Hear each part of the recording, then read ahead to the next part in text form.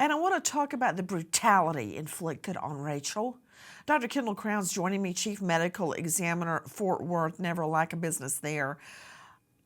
Dr. Kendall Crowns, I'm thinking about her face, her beautiful and very delicate face, being bashed in so badly that half of her face was practically gone.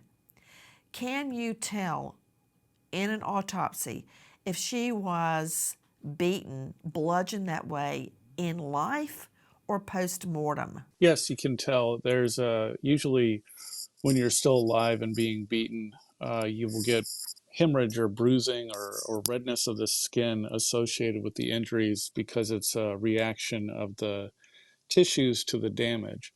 In post-mortem case, if when they continue to beat you or the injuries happen after death, there's no beating heart, so you don't get the hemorrhage that you see with living wounds. We don't have any clue where he could be. We don't even know if he's still in Harford County or in the state of Maryland, because obviously in March he was in California, and then here in August he was here in Maryland. So we don't know if he's still here or not. That was then. This is now. Busted. Victor Antonio Martinez-Hernandez in custody. At that time, Colonel Davis saying he could be anywhere, like a needle in a haystack. That's over. He is in custody, and if police, law enforcement have their way, he will die in a Maryland prison. They don't have the death penalty, but they do have life without parole. And this is what I'm understanding, Alexis Tereszcuk.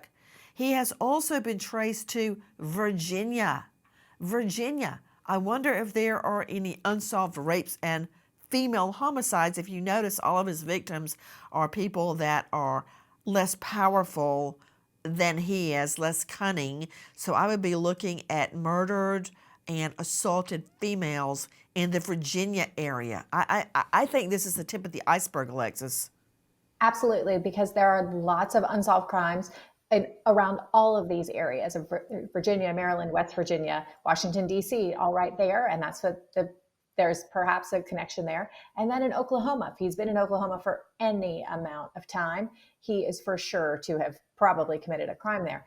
And then how did he get from Los Angeles to Maryland and then to Oklahoma? Like, did he take a plane, or was he driving across country and stopping and committing crimes all the way along the way? And somebody was harboring him. Somebody was keeping him safe. He was living somewhere.